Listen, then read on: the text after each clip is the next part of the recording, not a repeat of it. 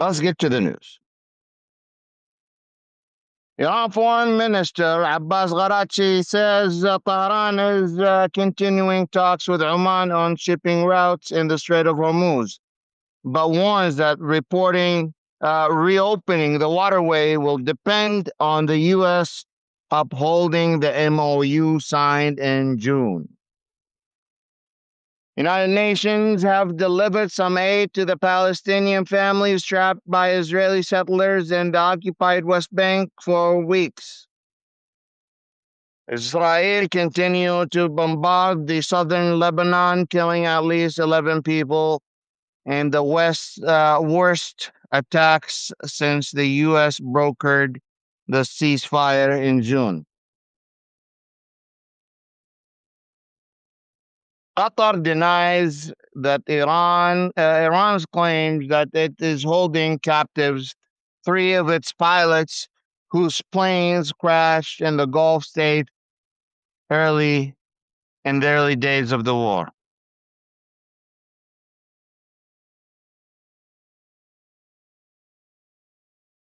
If you don't know, Israel's war on Gaza, which began on October 7th in 2023, has become the longest and most expensive war in Israel's history, which has cost reaching $420 billion, a billion shekel, one $136 billion. The national debt of Israel is also rising with 400 billion shekel, close to $100 billion or more. The report says Israel entered this ground offensive in Gaza in late of October 2023, expecting at least 3 months of fighting despite a munition stockpile having been prepared for shorter wars. A former Israeli military official told the Herzat that stocks of some types of ammunition were insufficient even for the short war, while actual compensation and some create what groceries reached twice as the level original plan.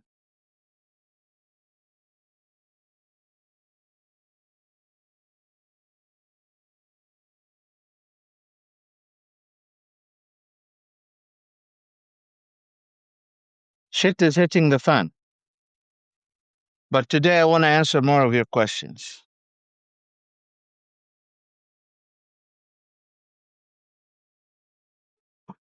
Let's look at your questions.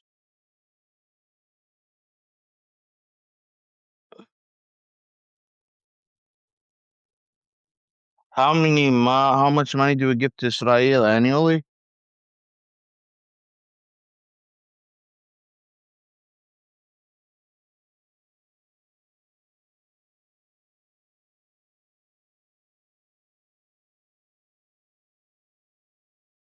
On a regular basis, we give Israel $3.8 billion, $6.82 billion in the fiscal year of 2024, and $21.7 billion over the last 2 years.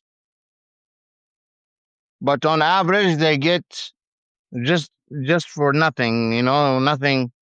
They get 3.8 billion. But in the last 2 years, they at least have received 21. I know the United States total gave Israel trillions of dollars. In total,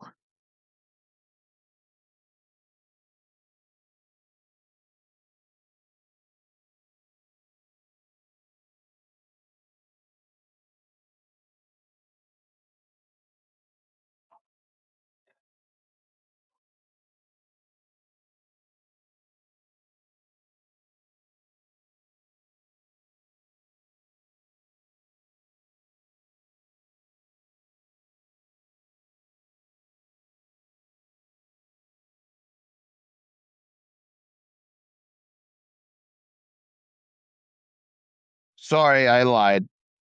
It says we gave Israel $338 billion. I thought it was in the trillions. But that's $338 billion of your own money. That's $338 billion that could have went to your education. That's $338 billion that could have went to your healthcare. That's $338 billion that could have went to your welfare.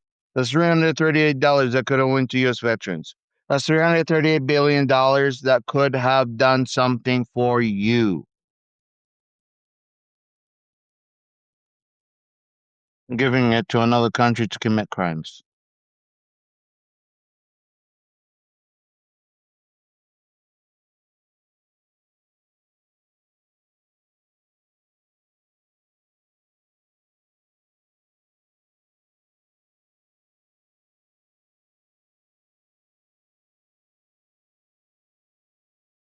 Yeah, that's a lot of money. That's a lot of money. I don't want my taxes to go to anyone. I want my taxes to come to my benefit in our country. You destroy USAID, you destroy the diplomacy, you destroy the economy, you destroy your alliances. What do you want left?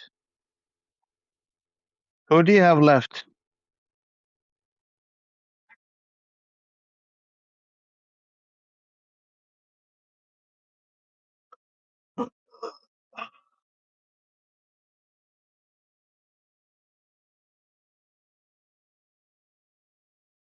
Functioning news. Let's see breaking news.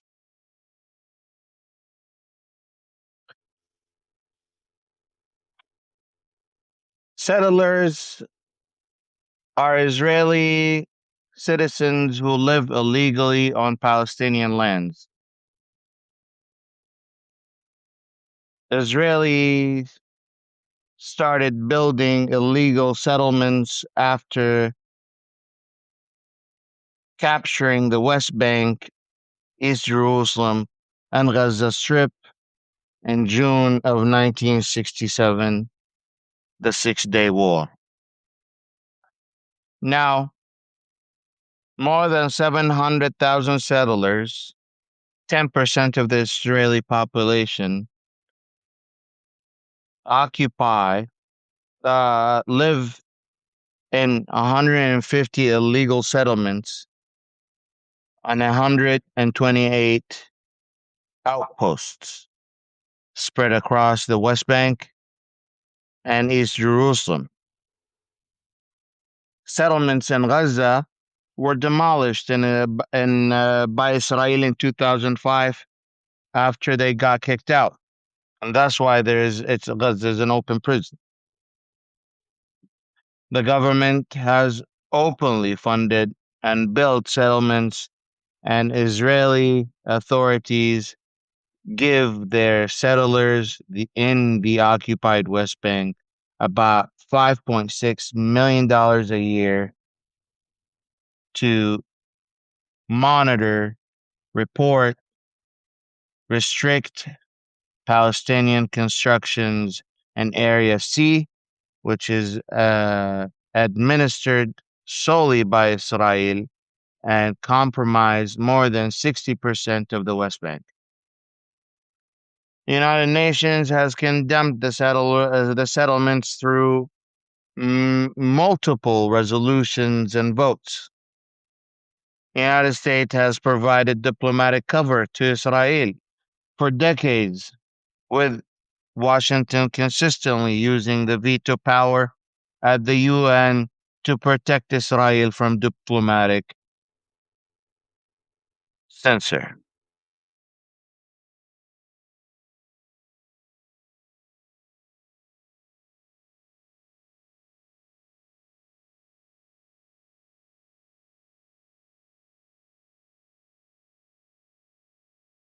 Meanwhile, Egypt President Abdel Fattah al-Sisi has held talks on Gaza and other regional crises with Jared Kushner. If you notice, Baba Danzu has decided to privatize our diplomacy.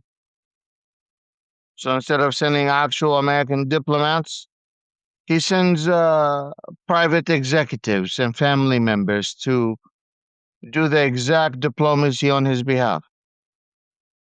That's privatizing our diplomacy. That's privatizing our governmental services. Why is he doing that? Very interesting.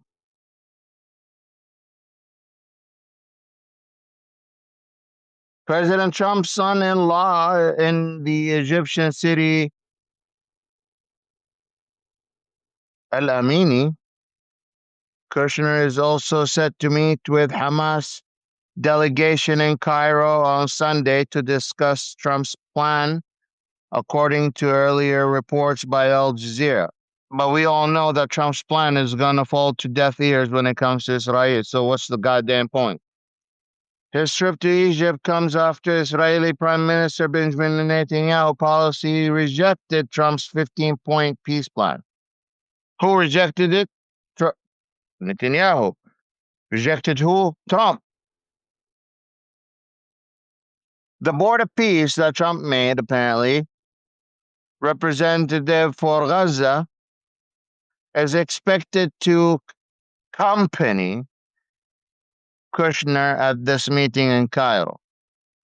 Now, the Board of Peace has nothing to do with the United Nations. The Board of Peace is something Donald Trump has created and has all the dictators in it.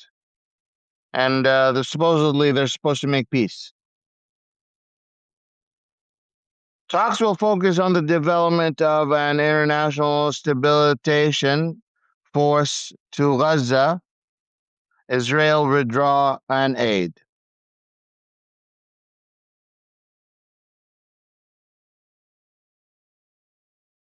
Iran, meanwhile, has placed an announced bounty for any Iranian who kills or captures an American soldiers, according to reporting by the state broadcasting. Every person who kills or captures and hands over an American aggressor will receive a gift equivalent to $30,000, Army Commander Major General Amir Hatimi told reporters on Sunday. A bounty is officially on American soldiers' head. If your family is poor and you want to take a little extra risk, this is the time of the where the Iranian military might be taking extra risk.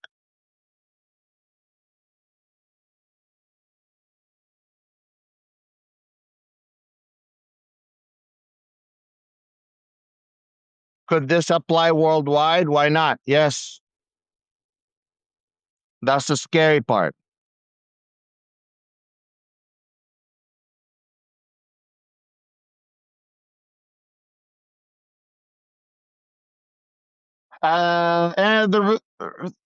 Meanwhile, we have to discuss what's happening in Lebanon since the Israeli invasion.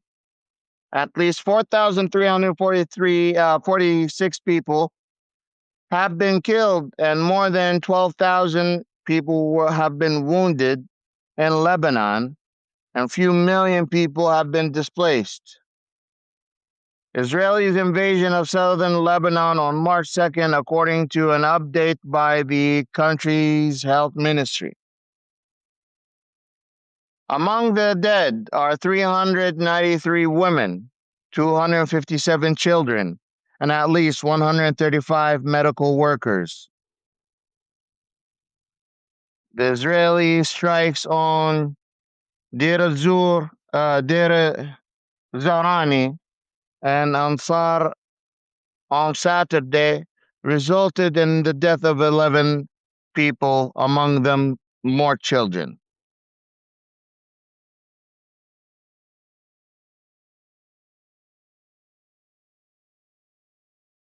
Some people are like, oh, an earlier report said hundreds of settlers have invaded the Al-Aqsa Mosque, and I believe the Muslim world will not do shit.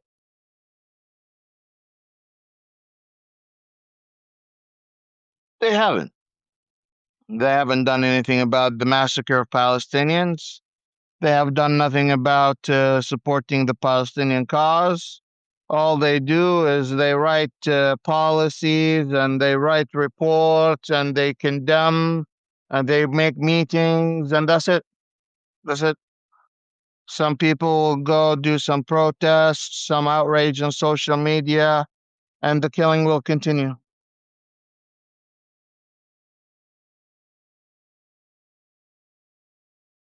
I said it earlier on Malcolm Nass's podcast.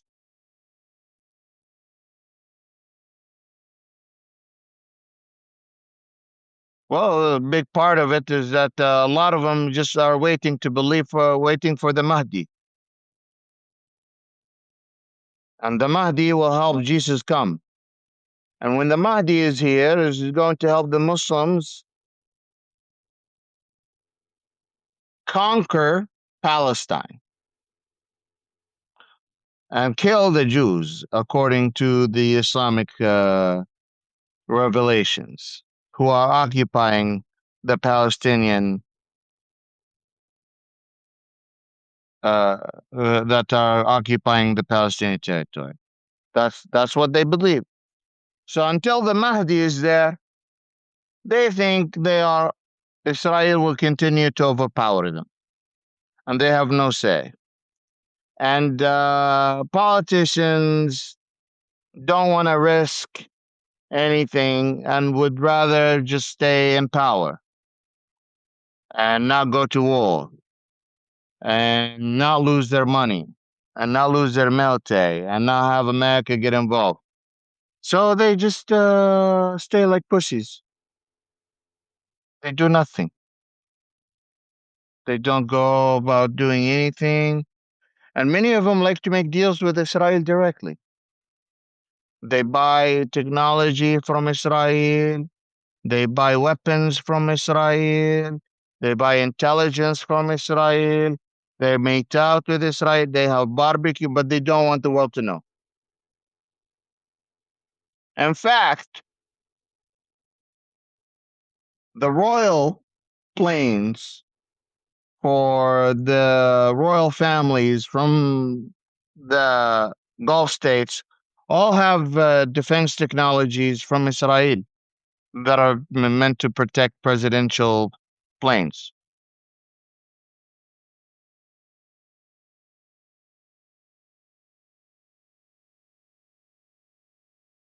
You can talk a big game about having an anti Israel sentiment, but your business and your money says otherwise. It's just the truth. So, what Arab leaders are going to say? They're just going to sit down and they're going to watch.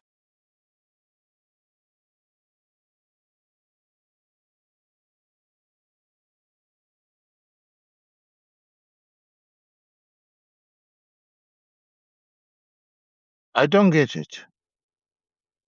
Well, I do get it. It's Machiavelli 101. If you haven't read The Prince, that would be the time to read The Prince.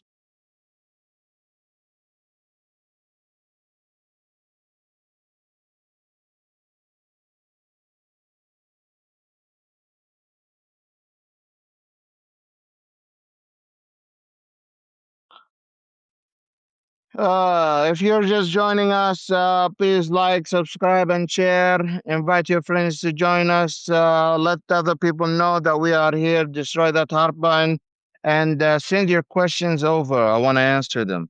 Let me know what kind of questions you have.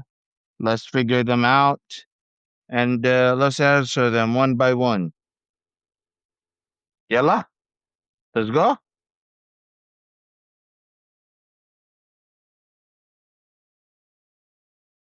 Question number one. Yalla.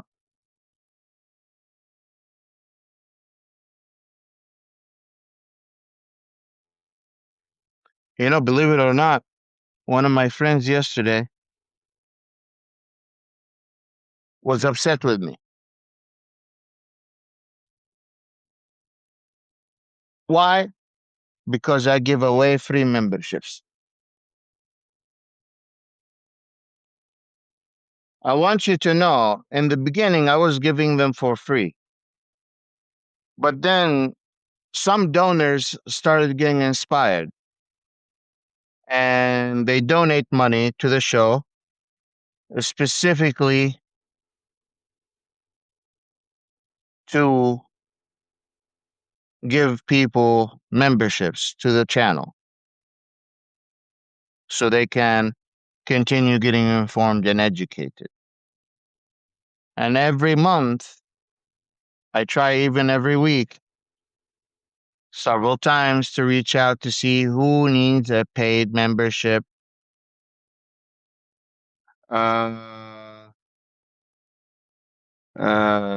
who needs a membership, and I give them away. Nail appointment went okay. I would say they're shiny. That's all I needed. Um, I haven't gotten my nails done in like years, so it was nice to get the nails done. But I appreciate you being very supportive and wanting me to make money. But I'm not here for just making money. I'm here for a movement. I'm here for a cause. I'm here for a purpose. And if you listen to me in a regular basis, you understand that I am pushing mutual aid. You understand that I am pushing to have better leaders. I'm pushing to have a better world, and giving memberships is just one of the few things I can do at the moment. We need to start having something about the gift economy.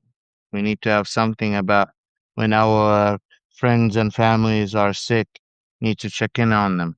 Someone told me, one of our listeners and was in the uh, emergency room or an IC unit, ICU,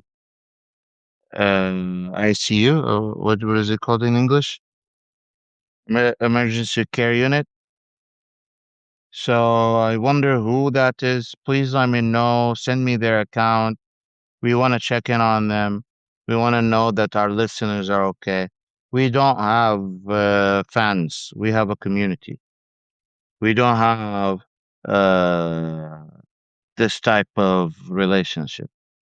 We are creating an organizing community. We are creating a culture. We are creating purpose to do the next best thing. So I'm not here just to have a business. No, I'm here for a movement.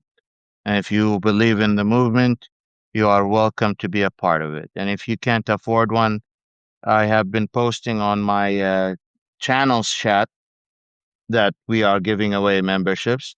So please, if you need one and you can't afford one, let me know. We'll give you one on the house.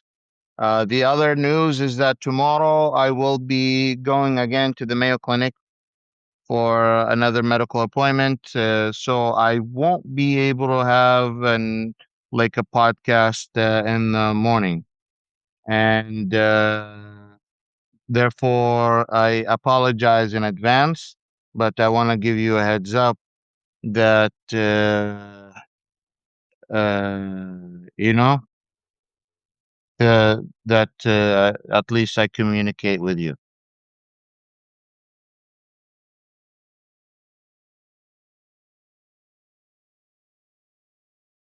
See any breaking news? Any breaking news? Thank you for your wishes.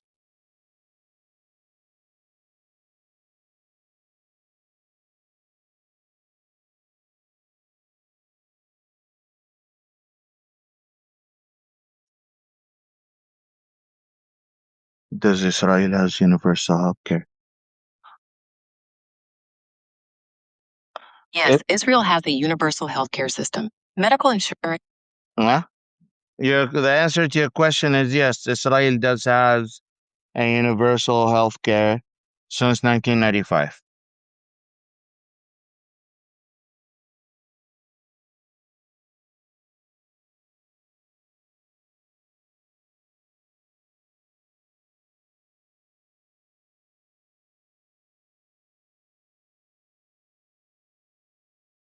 Isn't that the point, Elizabeth? What she's saying, would you say, isn't the point make the average citizen in the U.S. poorer and weaker and sicker? Yes, that's the whole point of the 1% and oligopoly and oligarchy.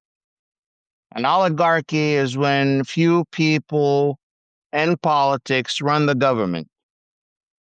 An oligopoly is when few companies own the whole market. And the reality is you have both of them.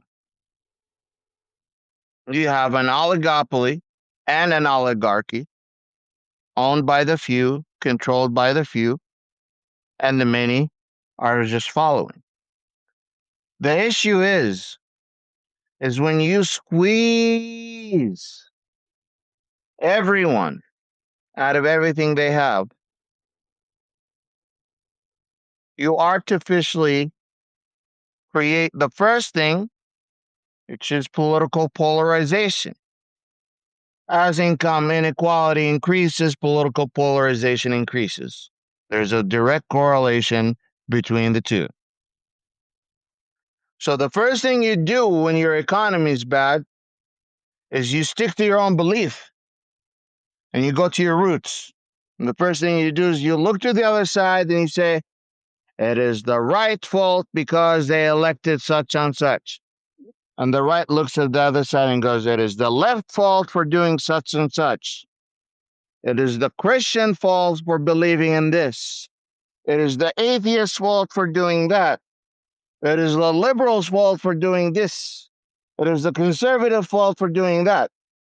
And the 1% continues making money.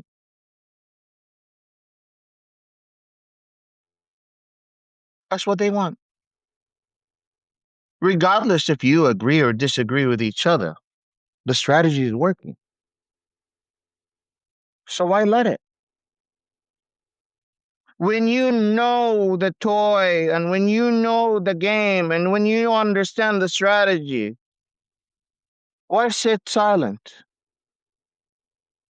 When you see things happening in front of your eyes and on purpose, do you let them taunt you?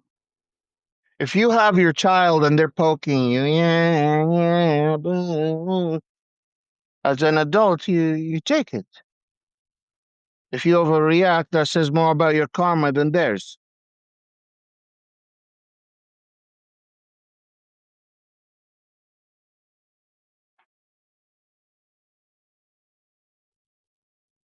The fact is, when we need to do anything, we need to do something about the 1%.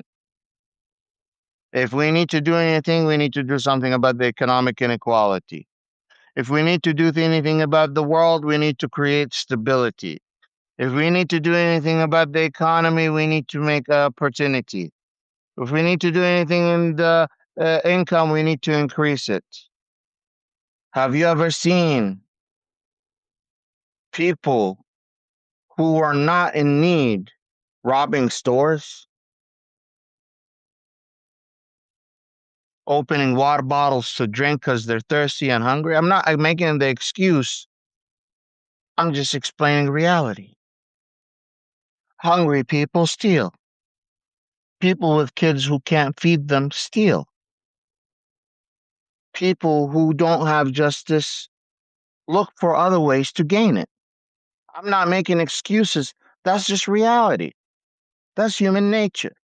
To the point where 1,400 years ago, the most extreme member of the Prophet companions, Umar ibn Khattab, the most literal companion, the most strict, cut people hands, cut people necks. If you don't believe in the word that he believed in, you are an enemy of the Islamic State. People were hungry. Famine was there. Sharia law said, if you steal, your hands are cut off. Your right hand. Then if you steal again, it's your left hand, your left leg.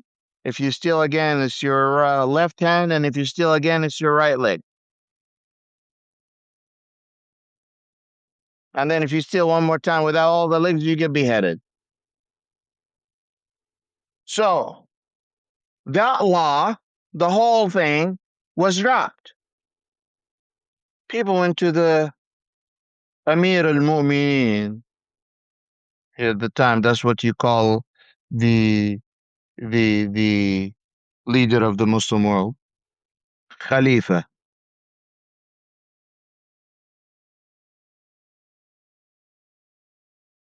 No, he's not a Khalifa. Khalifa would be after the companions. Don't worry about it.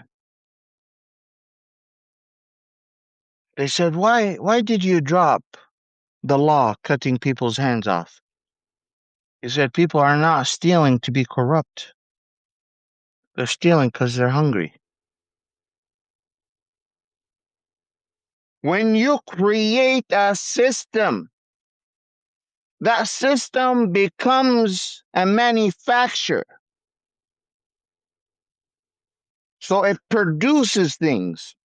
When you program a manufacturer to make something incorrectly, it's not going to make one thing incorrectly. It's going to keep making it incorrectly until you fix it. It's going to keep producing imperfection. It's going to keep producing mistakes. It's going to continue to make the problem bigger until you have an intervention.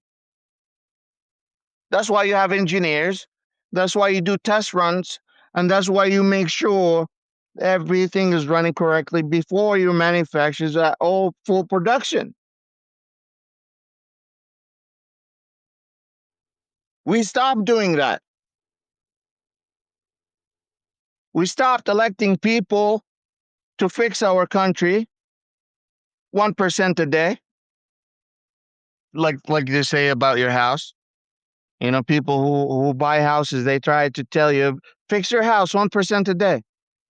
You don't have to fix your whole house all at once. Fix your house 1% a day. We have dropped the whole thing. We don't fix our house. We don't fix our road. The infrastructure is falling apart. The roads are falling apart. The sewer system is falling apart. Lead is in our water. Our kids are not having good school. Well, what do you want? We expected cities to grow. We expected cities to grow, economies to go bigger, and we're deporting 50,000 people a month. How do you want your economy to grow when you're deporting 50,000 people a month? Make it make sense. Your economy grows with people. People make money, they spend money. So you're doing one thing. You're purposely shrinking your economy. You're purposely shrinking your workforce. Therefore, you will have smaller cities. So whatever plans for you to grow is going to go bad.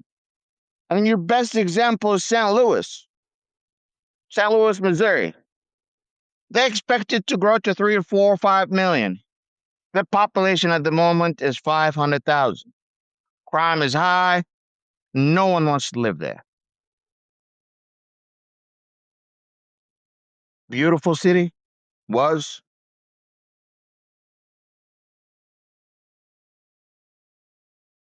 So instead of having more people coming to cities, growing the population, improving the economy.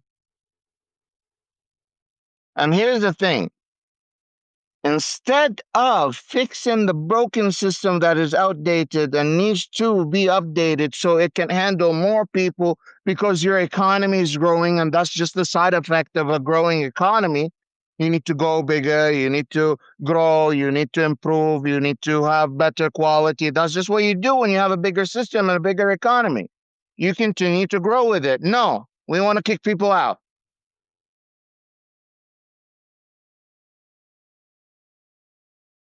Does that make sense?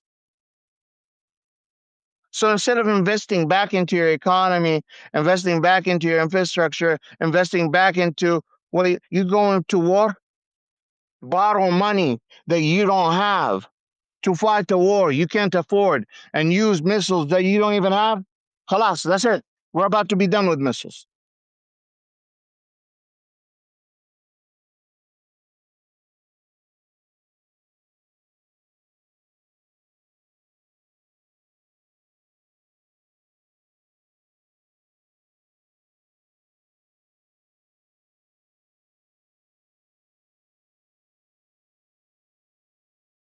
YG, do you have a Patreon account? Would it be cheaper than PayPal? I have an account set up, but I haven't done anything with it. I was just trying to focus on Substack because I made a good community, and I feel like if I make more than one account, then I wouldn't be focused all on one community. And the Substack community so far has been very kind and supportive. And I don't mind having a Patreon account, but maybe after I get to a point where I can hire like a media manager, where we do the filming here or we do the recording and it gets published all the places. So until I can afford something like that, I will try to just be focused and do what I can to provide you quality. I would rather give you quality, focus on not summarizing facts. I would like to give you details, but I would like to dumb it down. I would like the details to be easy for you to understand. I think the biggest problem is the fact that the news media does two things wrong. They summarize and they dumb it down.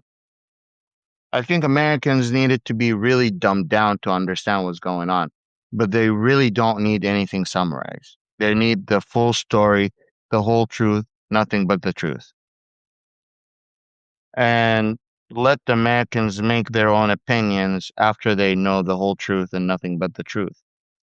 And that means you give them the story from all sides, the American side, the Middle Eastern side, the Asian side, and have them make their own opinion. And that's what I believe in.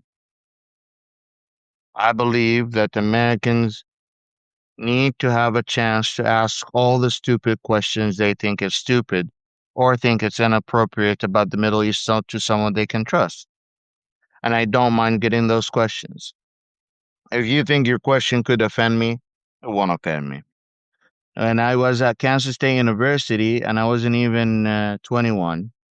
I was asked to give lectures at the leadership center about misunderstandings on Islamic faith. And the first thing I would do is I would bring $50 with me and I'll put it on the table. And I would say, this $50 is yours if your question offended me.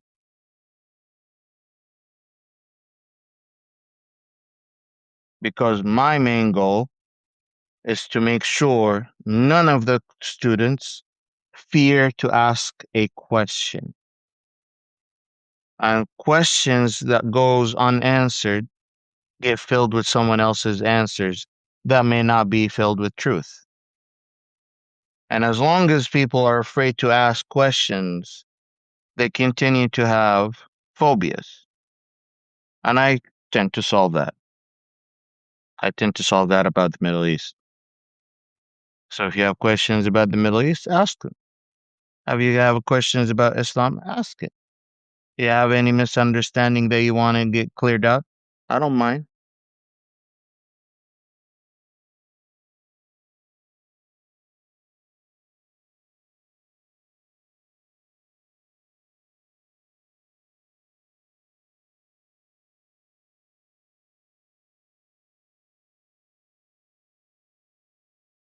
Wajih, I missed the podcast this morning. What is happening in Afghanistan? Today is the fifth anniversary or third year anniversary after the United States got kicked out by the Taliban and Afghanistan becoming an Islamic state once again. not through the Islamic State of ISIS. No, just a Muslim state, like a theocracy is what I mean to say. A theocracy. I would say it's a theocracy. 101. Um, a tribal theocracy.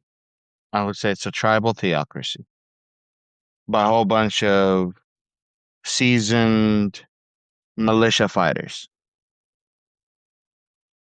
And they are celebrating, on one hand, their victory, and on another hand, they are calling the U.S. to open an embassy in Afghanistan and bring back their business, but no U.S. military presence. I think they have an interesting of showing that demand by them going in the streets today, having pictures of Donald Trump's on bodies and stabbing his butt like a dummy body. I don't know. They have interesting ways of asking the U.S. to come back. You gotta give it to the Taliban. They got some balls.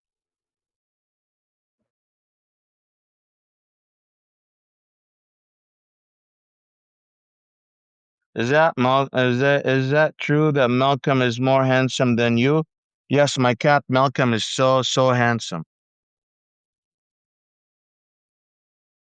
My cat Malcolm is the best beautiful cat ever.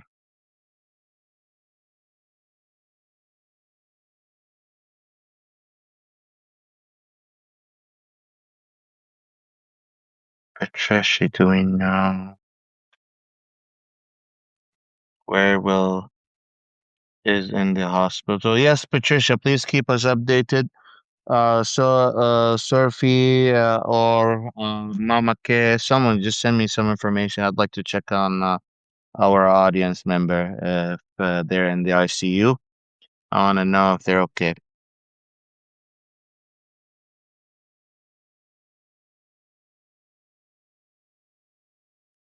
You want to hear more about these alignments with these countries and the smaller tribes groups, and that are siding with each other, who are aligned and who opposing each other.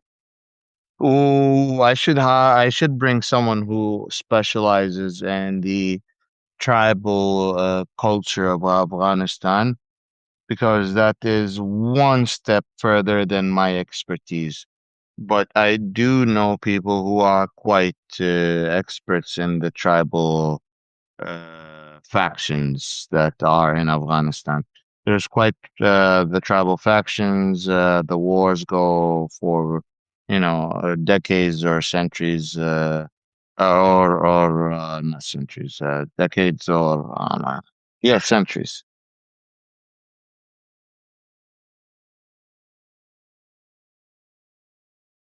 You can tell I'm tired, right? One thing that is going unreported in the U.S. is that the reality in the ground for a lot of Iranians is that a Tehran resident named Saeed says he is dismayed as he looks for better paying employment than his current empl- uh, employmentary school teaching job after months of war with the US and its naval blockade. I quote here, you take one you take one look at the condition of job positions and you can find online or in person, and you will understand why some young people feel like it's not even worth it's going out for work, a 26-year-old told Al Jazeera. But expenses don't go away. People working as teachers, cashiers, and salespeople earn monthly salary of less than 200 million rials, which is the equivalent of 107 US dollars. So when Iran says the bounty on a U.S. soldier was $30,000, that tells you something.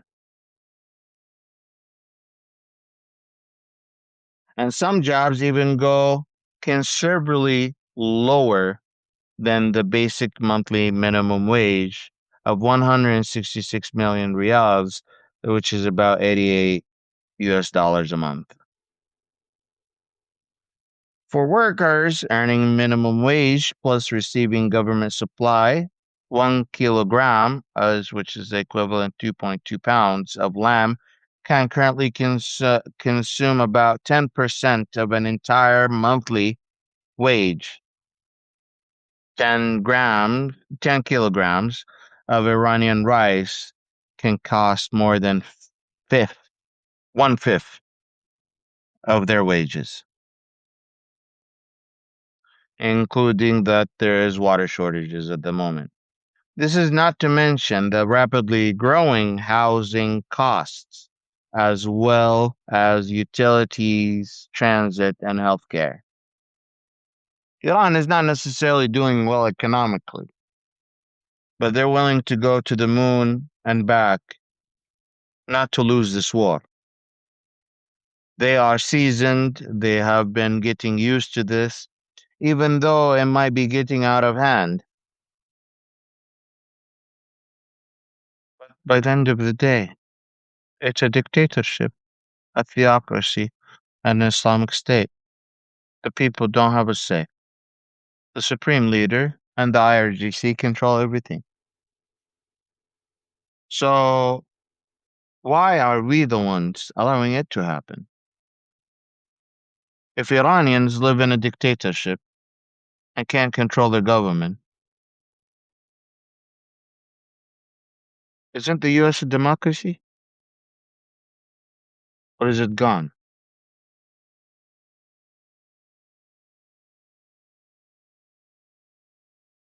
Because I thought in a democracy, you can stop your leaders from doing stupid decisions. That's why you had checks and balances. Or am I rubbing too much salt and vinegar on the wound? Too much, huh? I get it.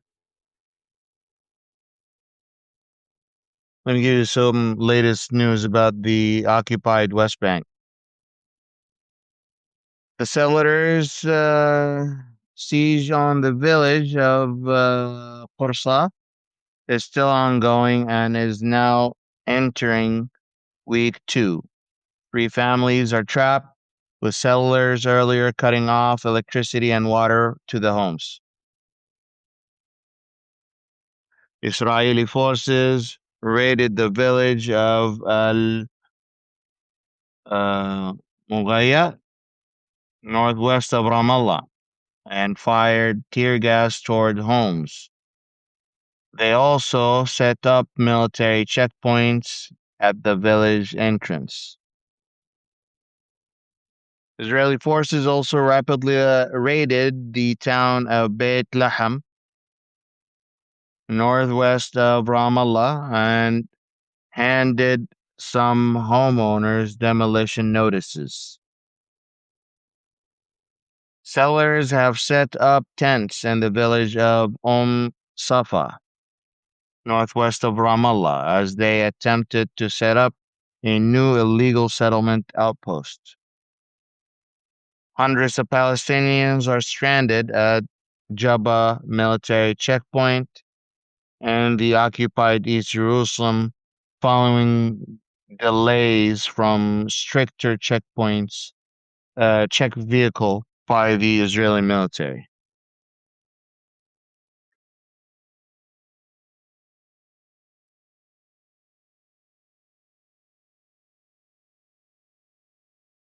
Um,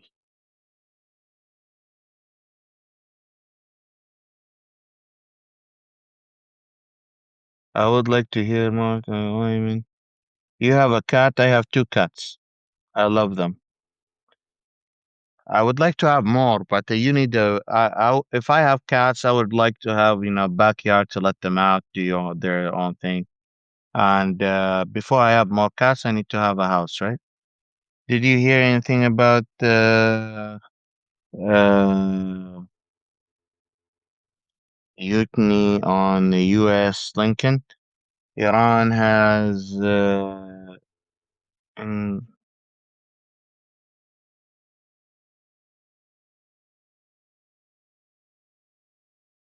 Iran has indicated there's one among the U.S. military. I'm not sure about the mutiny, but the USS Lincoln is not doing so well, and there's another ship is on its way to take its place. The soldiers have been at sea for 250 days, working different shifts a day, and it's definitely it's kind of crazy.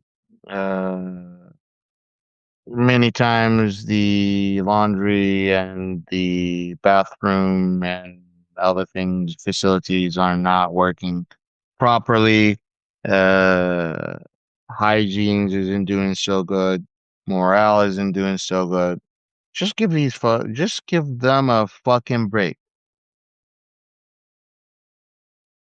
Give them a fucking break. Bring them home. Allow them to rest. Generally, it's 100 days, 150 days, and you come back. None of them were told you're about to go to war. This was supposed to be a short deployment.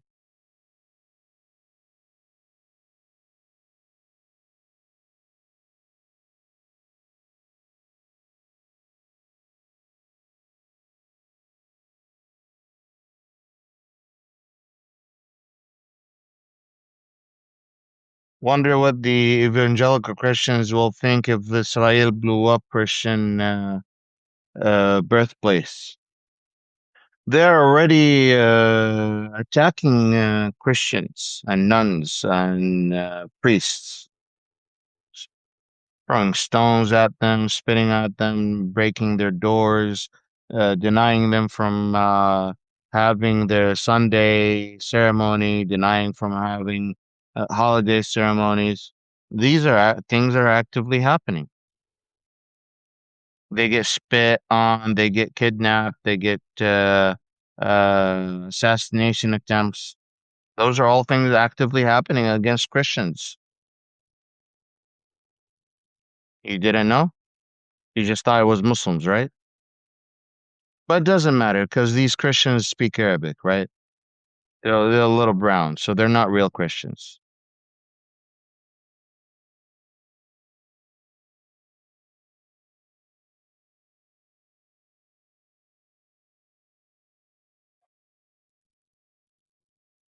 Is the attack on Iran coming soon? Uh, if they can afford it, if they can afford it.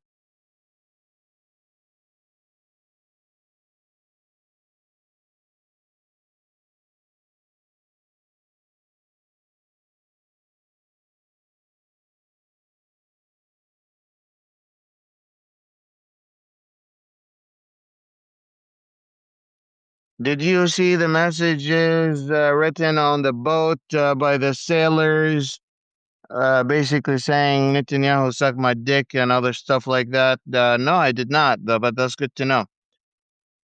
I think Malcolm talked about something like that happening on his ship when he was deployed. Very common, I think.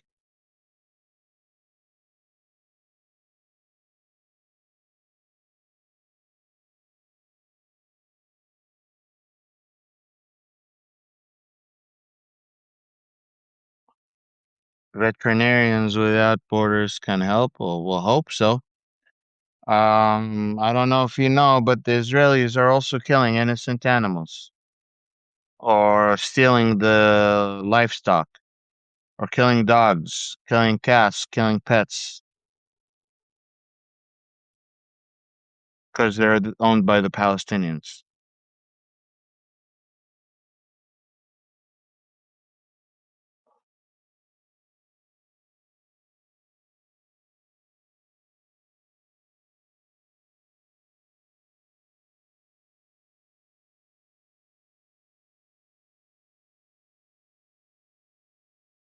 Why has no one said anything about the children are going through with the parents? Because it is easier to label other people you don't relate with as animals. So you can dehumanize them and be desensitized when people get killed. One of the oldest tools in the book. Well, these people of color, yeah, they don't, they're not real humans. Why do you even have kids? You have kids, that means you want your kids to die. Yeah, Palestinian people have kids so they can make them human shields. Yeah, that's right.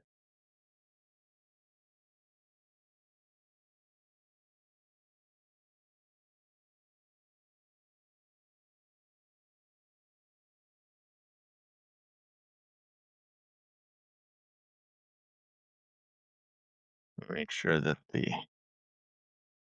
video is published.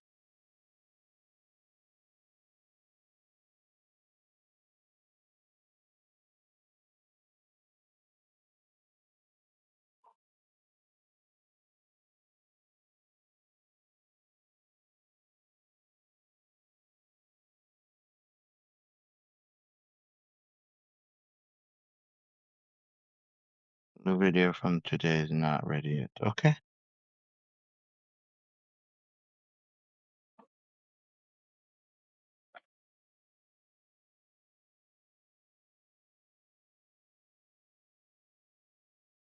Why?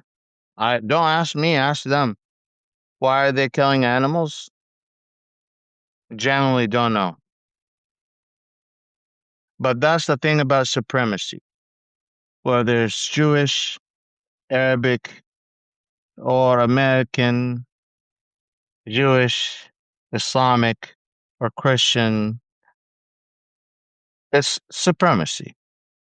There's supremacy in Buddhism, there's supremacy in Hinduism, there's supremacy everywhere. Recognizing supremacy as supremacy is something that we need to work on. Not just white supremacy, not just Christian national supremacy.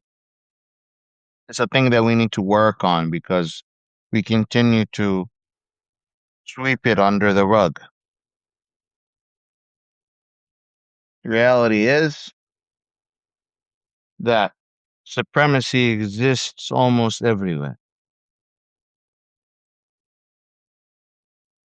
It doesn't matter if you're Palestinian or Israeli. I've seen supremacy on both sides. Something that needs to be resolved. There's Sunni supremacy and there's Shia supremacy as well. These things that no one just brought to your attention. I understand. But the reality is that we all need to take responsibility. Doesn't matter if you're a person of color or not. Doesn't matter if you're a white person or not. You need to take accountability for what you are responsible for. Everyone has some sort of responsibility. You can't say, I have nothing to do with this. You live with this world, you breathe, you eat, that's political. You go to school, that's political. You identify as a man, that's political. You identify as a woman, that's political. You identify as a member of the LGBT community, that's political. You identify as American, that's political. You identify as a communist, that's political. You identify as a socialist, that's political. Everything is goddamn political.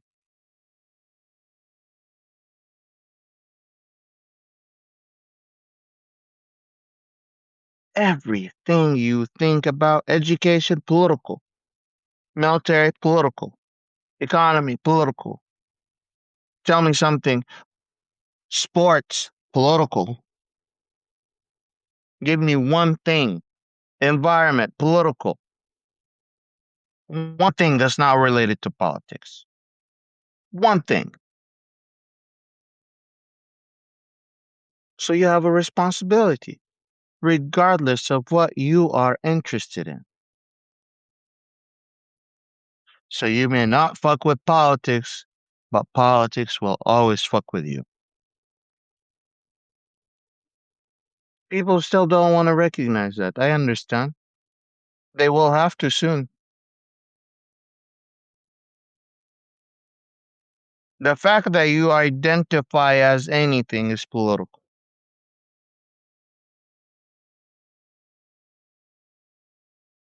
So let me give you another thing. The US specifically, I haven't seen this done in the Middle East, asks about your race and ethnicity and every single document, government or private, that you fill up.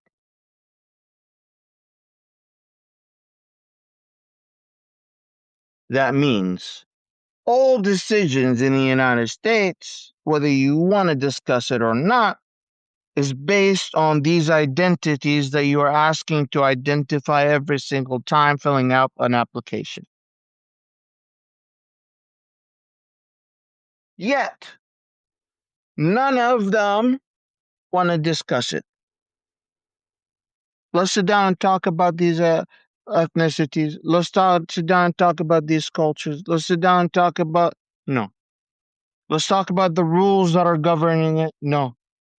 It's too early. The fracture between the cultures is too big. What are you talking about? What kind of bullshit is that? If we don't solve it now, when are you going to solve it? You're just ignoring the fact that you have a problem. You're making all your decisions on it, but no, I don't want to talk about it. For how long? It's been 200 years plus, 250 years. 250 years, and you still don't want to talk about the things that govern you? And you don't have a problem? You have a lot of problems. And if I didn't care about these issues and if I didn't care about the United States, I would just move on. But this is my country too now. I care about it. So we say something wrong when something is wrong. Why is every document in the United States ask me about my ethnicity and identity, where I'm born, where I'm from, what language I speak, what language I don't speak, what is my religion, what is not my religion? What is that all question? Am I white? You know, Arabs were very upset when they were making these questions, to the point that they protested in the United States that they would be considered put as white, not Middle Eastern, because they realized that these policies and regulations will start ruling Arabs, Arabs, Arabs, Arabs, Arabs. So all of the Arabs and there's a big racism in it too as well. They're like, no, no, no, no, we're not Arab, we're white. In the U.S. So now the documents ask where you're born and if you're white. Now, some universities ask if you're Middle Eastern or not, and other things that consider themselves to be more inclusive, they ask if you're Middle Eastern or Arab or other. But they're still collecting that information.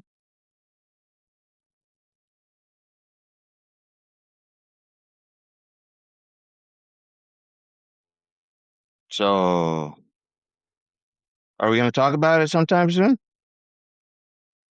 Is it going to be on the national stage issue discussing on CNN, CNBC, Fox News? No, no. Is there going to be a down hall debate about it? Absolutely not. Until you decide to do something about it.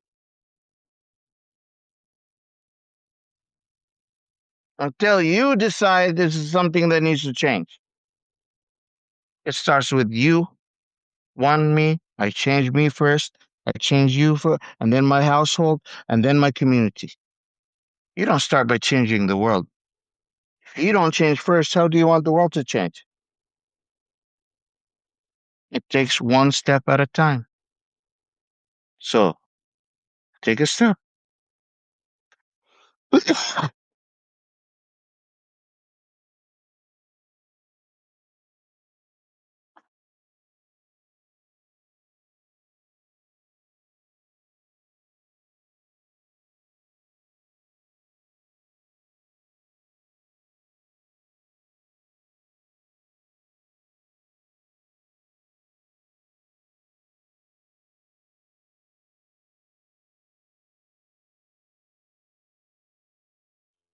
The Israeli settlers' siege is ongoing with complete support from the Israeli army. I just received, this is journalists, I'm reading from them. I just received updates that the Israeli military bulldozer is currently blocking roads leading to Ras Al An area where several Palestinian villages are surrounded, and the village of Qusra.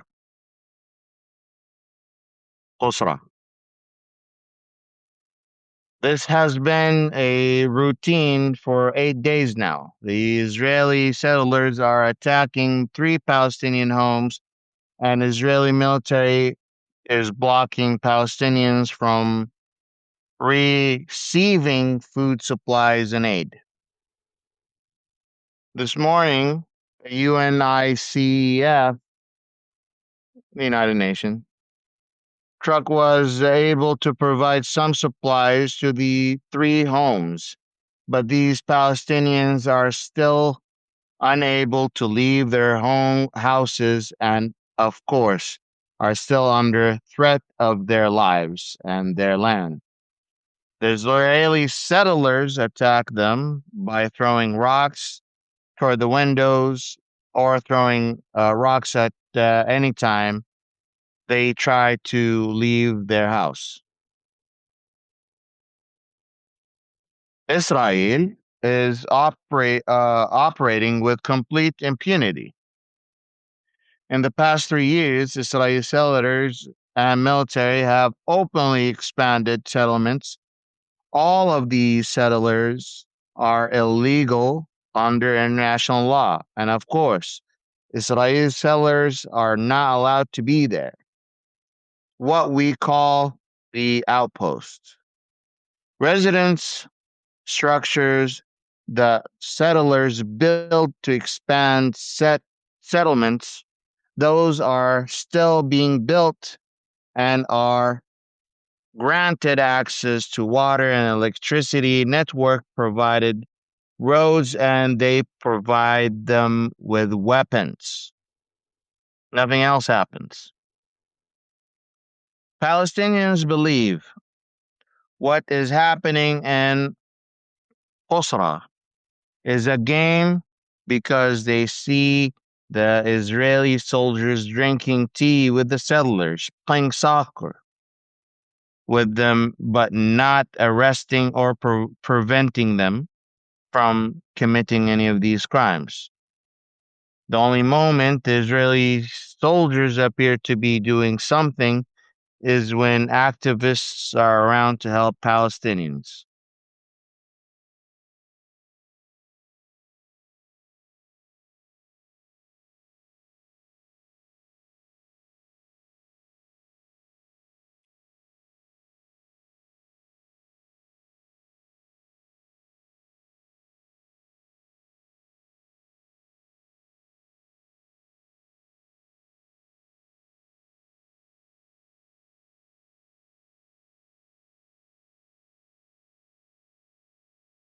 Checking if there's any other breaking news.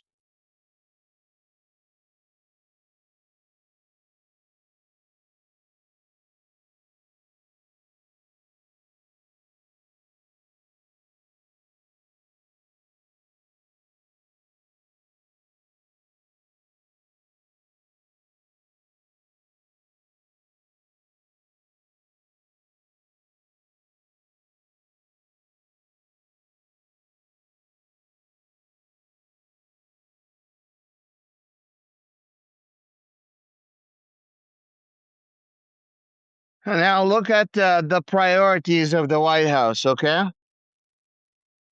AG, Teddy Blanche.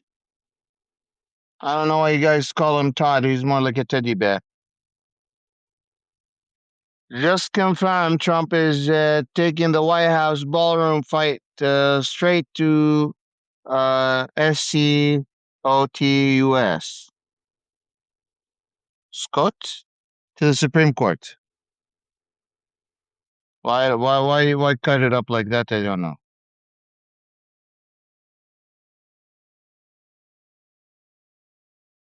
I'm quoting here. He says, "We believe Congress has already given us the authority." Trump is framing the massive upgrade as a national security and military necessity. Meanwhile, you are hungry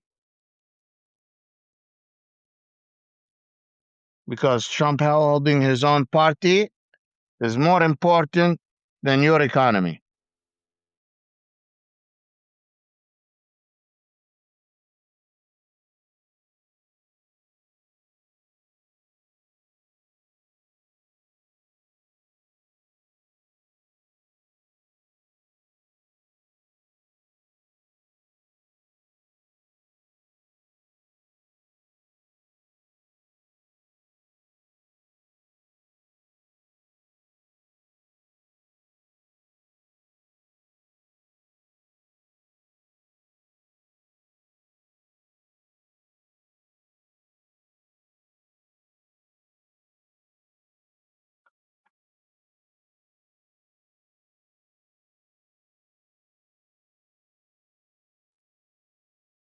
Oh, wow. Mamdani posted a short video speaking in Mandarin. Niao ma.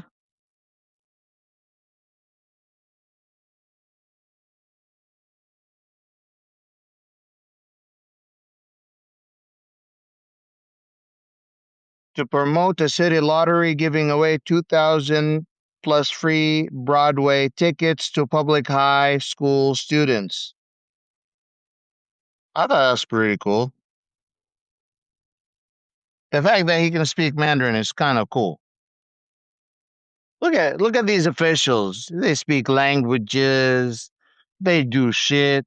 They go meet the people.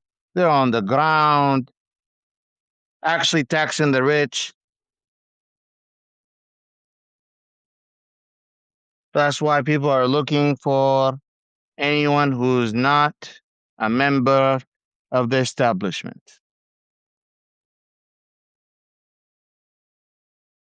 You got Todd Blanche focused and Trump focused on the ballroom, and other people focused on their community. Yeah, he's focused on students.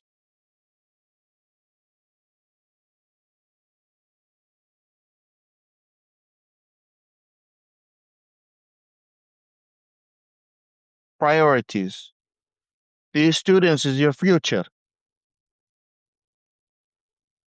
It may sound boring. It's less boring than the military, but without these students, you don't have a future. So if you don't invest in your future, how do you want to have a new generation that can make a better country? Some common sense, guys. Some basic common sense. Some common decency.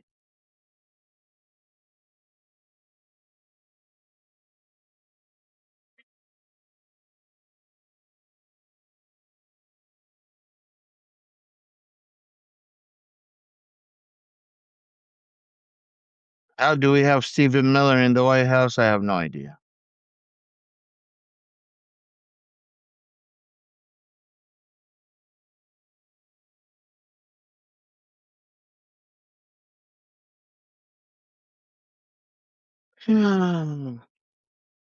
Anyways, thanks for tuning in.